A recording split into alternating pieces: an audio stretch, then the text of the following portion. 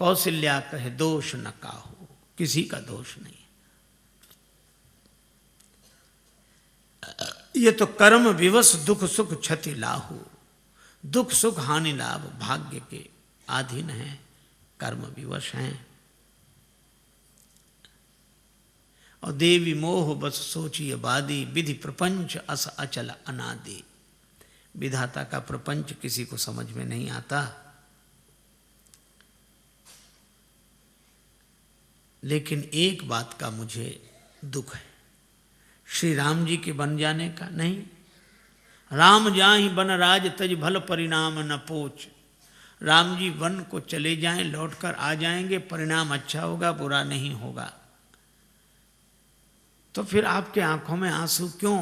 कौशल्या जी ने कहा कि राम जी की सौगंध मैंने आज तक नहीं की, लेकिन चित्रकूट जैसे तीर्थ में मैं राम जी की सौगंध करके कह रही हूं, गहवर ही कहे कौशला मोहि भरत कर सोच। मुझे भरत की चिंता है।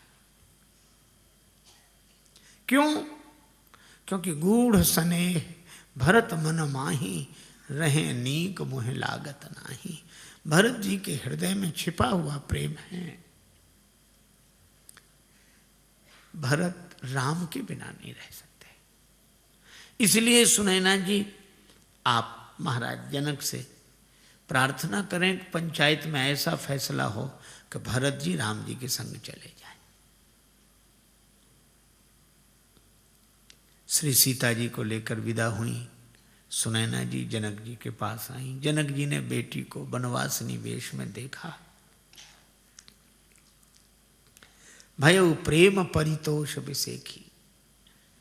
मन में स्वाभिमान का उदय हुआ कि मेरी बेटी के ऐसे त्याग का जीवन, लेकिन मन में एक बात आई, किसी व्यक्ति ने अपनी बेटी का विवाह किया बड़े ठाट वाट से, बेटी की विदा हुई, ससुराल गई, दैवयोग दूसरे दिन उसकी मृत्यु हो गई। सभी लोग जुड़े, शोकाकुल था परिवार। उस बेटी का पिता भी आया था। सबने अपनी अपनी श्रद्धांजलि दी। पिता ने कहा कि बेटी की समाधि बनाओ तो उस पर ये 2 पंक्तियां मेरी ओर से लिखा देना। क्या दिया? जो कुछ भी दे सकते थे हम इस उम्मीद ना मुरादी में, कफन देना ही भूले थे फकत सामान्य शादी में। हम यही देना भूल गए थे। जनक जी भी सोचते हैं कि हम ये वनवासिनी का जो वेश धारण किया, ये वस्त्र देना भूल गए थे। श्री जानकी जी की ओर देखकर कहा, पुत्र पवित्र किए कुल दो, दोनों कुलों को पवित्र किया बेटी। श्री जानकी जी माता से विनय करके लौटकर अपने शिविर में आ गई। जनक जी से मां सुनैना ने कहा जो कौशल्या जी ने कहा था। जनक जी उठकर बैठ गए। देवी, धर्म राजनीति ब्रह्म विचार अत्यंत जटिल विषय है। धर्म के बारे में निर्णय करना कठिन। किम कर्म किम अकर्मेति कवियो अप्यत्र मोहिता। बड़े बड़े बुद्धिमान मोहित होते हैं। और राजनीति कुछ भी निर्णय पूर्वक कहना कठिन होता है। और ब्रह्म विचार वेदांत, वेदांत तो अकथ का कथ्य है। जो नहीं कहा जा सकता उसको ही कहा जा रहा है। कितना कठिन। पर श्री जनक जी कहते हैं इन तीनों विषयों में मेरा अधिकार है, पर मेरी ऐसी सूक्ष्म बुद्धि भी सोमति मोर भरत महिमा ही कहे काह छुअ सकत न छाही। ऐसी मेरी बुद्धि भरत जी की महिमा क्या कहेगी, उनकी परिछाई भी नहीं छू सकती। भरत जी के गुण तो एक ही हैं जो जानते हैं, वे हैं श्री राम। भरत महामहिमा सुन रानी, जानहि राम न सकहि बखानी। पर भरत कथा भवबंध विमोचनी। पूरी रात यही चर्चा करते रहे। इधर श्री भरत सब सो रहे हैं, पर 2 भाई जाग रहे हैं। एक नेम के कारण एक प्रेम के कारण, एक राम जी के चिंतन में, एक राम जी की चिंता में, एक सजग लोचन है, एक सजल लोचन है। नेम के कारण जाग रहे हैं श्री लक्ष्मण और प्रेम के कारण जाग रहे हैं श्री भरत। लक्ष्मण जी राम जी के चिंतन में जाग रहे हैं, भरत जी राम जी की चिंता में जाग रहे हैं। नींद नहीं आती। श्री भरत यही सोचते हैं कि ही विधि हो ये राम अभिषेको, मोहि अवकलत उपाव न एको। मुझे कोई उपाय समझ में नहीं आता। अहो अहो इस शिला खंड पर बैठा कौन तपोधन, एकटक रहा निहार गगन को करता अश्रु विसर्जन। मन में एक बात आई, माता कौशल्या के कहने से राम जी लौट जाएंगे। मैं मां कौशल्या से ही कहूंगा। मन में हर्ष की लहर उठी, लेकिन फिर विषाद आ गया। कौशल्या माता के कहने से लौट तो चलेंगे श्री राम, लेकिन कौशल्या माता कहेंगी तब ना। मां तू कहें बहुरई रघुराऊ, लेकिन राम जननी हठ करवि की काऊ। व्यंग कितना मधुर है। वे राम जी की जननी हैं, वे हठ करना क्या जाने। हठ करना तो भरत की मां को आता है, राम की मां हठ करना क्या जाने।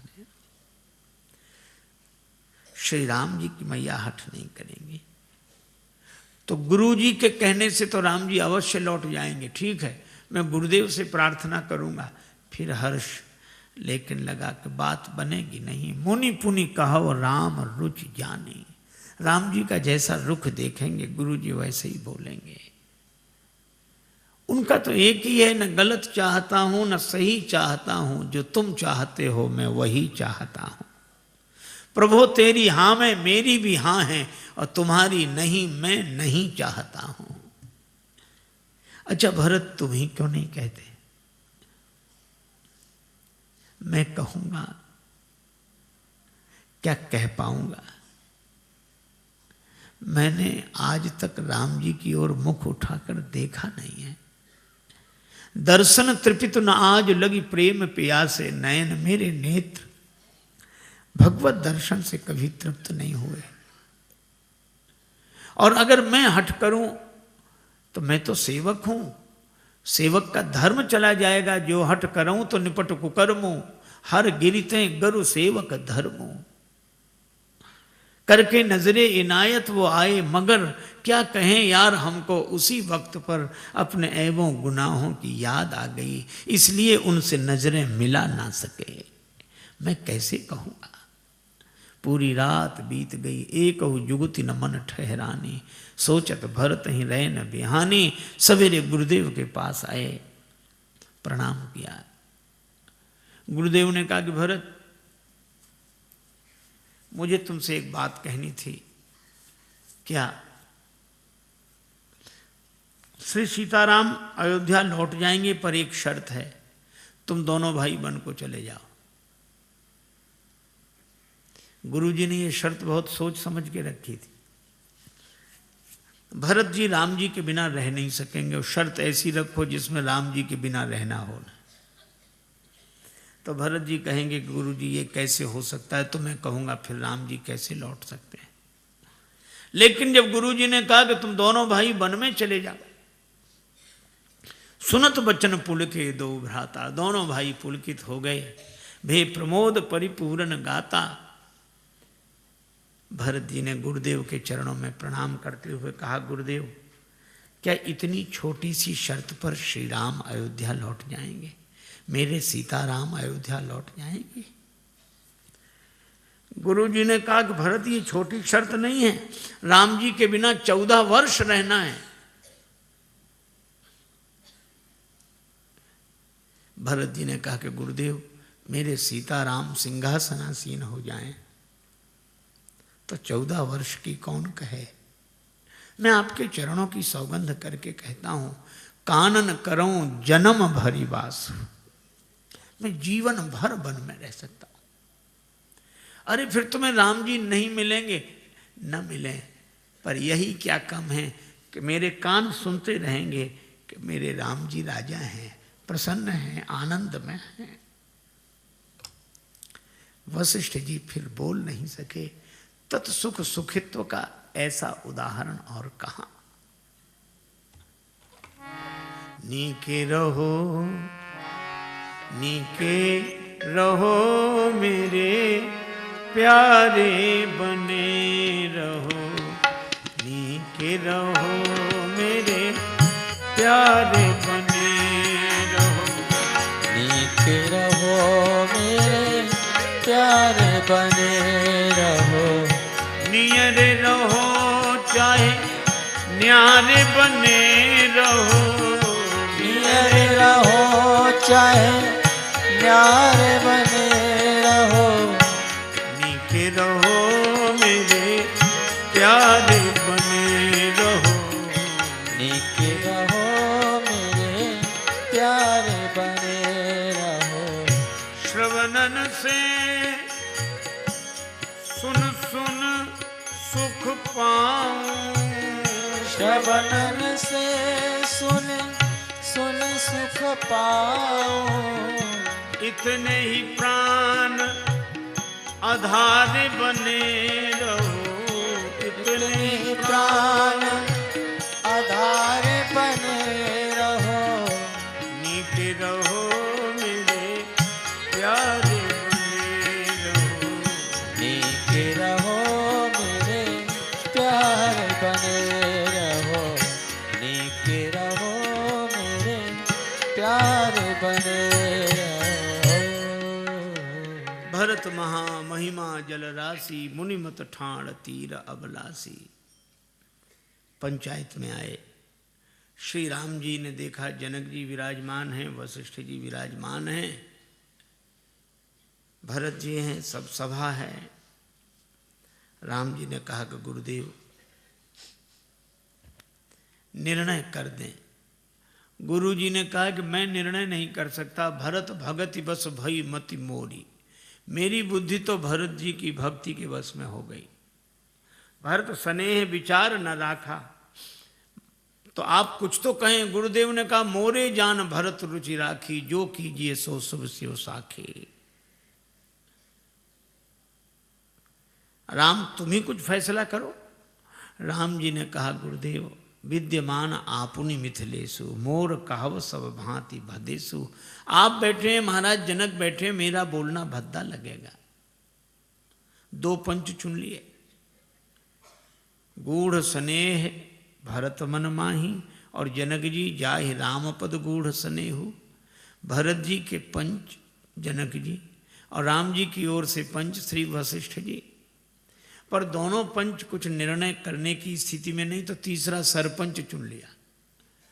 तीसरा सरपंच कौन? का सकल बिलोकत भरत मुख बनई न उतर देत। श्री भरत जी ने देखा, उठकर खड़े हो गए। राम जी को बोलने में जहां भद्दा लग रहा वहां श्री भरत जी बोल रहे हैं। भरत जी ने कहा कि प्रभु बाहर भी आप हैं और मेरे भीतर हृदय में भी आप हैं। अगर आपको बाहर से बोलने में कुछ भद्दा लग रहा है तो भीतर से बोल दीजिए, वाणी मेरी होगी, बात आपकी होगी। और भरत भारती मंजू मराली। श्री भरत जी सरस्वती जी का स्मरण करते हैं, मानो भरत जी नहीं सरस्वती जी बोल रही हैं, और सरस्वती जी के माध्यम से राम जी बोल रहे हैं। यही है, वाणी भक्त की होती है और बात भगवान की होती है। श्री भरत जी ने कहा मैं तो बस सेवा चाहता हूं। भगवान ने कहा कि मुझे अवध ले चलकर मेरी सेवा करो या मेरे साथ चलकर मेरी सेवा करो। श्री भरत जी बोले दोनों बात नहीं कह रहा हूं। फिर का आज्ञा सम न सुसाहिब सेवा, आदेश मिल जाए, आज्ञा मिल जाए। राम जी पुलकित हो गए। राम जी ने कहा कि भरत पितु आए सुपाल ही दो भाई, दोनों भाई पिता की आज्ञा का पालन करें। मैं जानता हूं कि तुम्हें इसमें बड़ी कठिनाई, निर्णय हो गया। भरत जी ने 5 दिन में चित्रकूट का दर्शन किया। आज सुंदर दिन जानकर जाने की बात मन में है, पर राम जी कुछ कहने में संकोच कर रहे हैं। तो राम जी ने सोचा कि हम कैसे कहें कि आप लोग जाओ, कोई दूसरा कह दे। तो श्री राम जी ने देखा, गुरु नृप भरत सभा अवलोकी, सकुचि राम पुनि अवनि बिलोकी। गुरुदेव की ओर देखा। आप कह दें गुरुदेव मन ही मन सोच रहे हैं कि मेरा काम तो जीव को भगवान से मिलाना है, मिले मिलाए को अलग करना तो नहीं। श्री जनक जी की ओर देखा, और श्री जनक जी कहते हैं कि मैंने तो कोई फैसला किया नहीं, मैं कैसे कह दूं कि जाओ। कोई और व्यक्ति कह दे। और उसके बाद राम जी ने सकुच राम पुनि अवनि बिलोकी, धरती की ओर देखा। भरत जी समझ गए, उठकर खड़े हुए। आय सुदेय देव अब सबुई सुधारी मोर। आप आज्ञा दे दें, आधार मिल जाए। भगवान ने पादुका दी। श्री भरत जी ने पादुका अपने सिर पर रख ली। भगवान ने कहा कि भरत, तुमने मुझसे आधार मांगा था, हमने तो तुम्हारे सिर पर भार डाल दिया। भरत जी ने कहा कि प्रभु भार नहीं, आधार है। आधार कहीं सिर पर रखा जाता है? हाँ प्रभु। कब का सिर पर ज्यादा भार आ जाए तो आधार सिर पर ही रखना होता है। लोगों ने मेरे सिर पर अयोध्या का भार डाल दिया, आपने पादुका दे दी। अब राज्य का भार उठाने का आधार मिल गया। अब वो राज्य का भार जो मेरे सिर पर था, आज से पादुका पर रहेगा। सिर पर लोग कुछ सामान रखना हो तो पगड़ी का आधार रख लेते हैं। इसी तरह राज्य का भार सिर पर था, आपने पादुका दी। अब पादुका के आधार पर राज्य का भार रहेगा। भरत, वो तो ठीक है, पर पादुका किसकी है? का प्रभु आपकी। राम जी ने कहा कि तुम तो अयोध्या ले जा रहे हो, फिर कैसे फैसला होगा कि पादुका मेरी? भरत जी ने कहा फैसला हो जाएगा। पादुका अगर चित्रकूट में रहती तो आपके पद में रहती, और पादुका अगर अयोध्या में रहेगी तो आपके पद पर रहेगी। ये पादुका कभी पद से अलग हो ही नहीं सकती। चाहे पद में रहे, चाहे पद पर रहे। पद में रहे तो पद का भार पादुका पर, और पद पर रहे तो पद का भार पादुका पर। भरत, सो तो ठीक है, लेकिन तुमने तो पनही मांगी थी, मोरे शरण राम ही की पनही, और तुम्हें पादुका मिल गई। श्री भरत जी ने कहा यह भी अच्छा रहा। पनही माने जूता, यह भी पाँव में रहता है, और पादुका खड़ाऊं, यह भी पाँव में रहती है। लेकिन एक अंतर है, जूता पाँव को संभालता है और खड़ाऊं को पाँव संभालता है। अगर मुझे पनही मिली होती तो आपके चरणों को मुझे संभालना होता, पर पादुका मिल गई है। अब आपके जब पादुका मिली है तो आपके चरण ही मुझे संभालेंगे, और मैं तो यही चाहता हूं कि आपके चरण मुझे संभालें। खड़ाऊं में एक खूंटी को अंगुष्ठ और अंगुली मिलकर पकड़ लेते हैं। मैं लकड़ी की खड़ाऊं की तरह पड़ा रहूं चरणों में, और मेरे विश्वास की खूंटी को अंगुष्ठ की तरह से एक ओर से प्रभु आप और अंगुली की तरह से एक ओर से जानकी माता दोनों मिलकर संभाले रहें, यही मैं चाहता हूं। भगवान ने कहा कि भरत, सो तो ठीक है, लेकिन तुम्हें आधार क्या मिला? भरत जी ने कहा कि प्रभु मुझे भी आधार मिल गया। अब आपको खोजने के लिए मुझे वन वन नहीं भटकना पड़ेगा। क्यों? पादुका मैं लेकर जा रहा हूं। और प्रभु, पादुका चरणों के पास चलकर नहीं आती, चरण ही वहां चलकर आते हैं जहां पादुका होती है।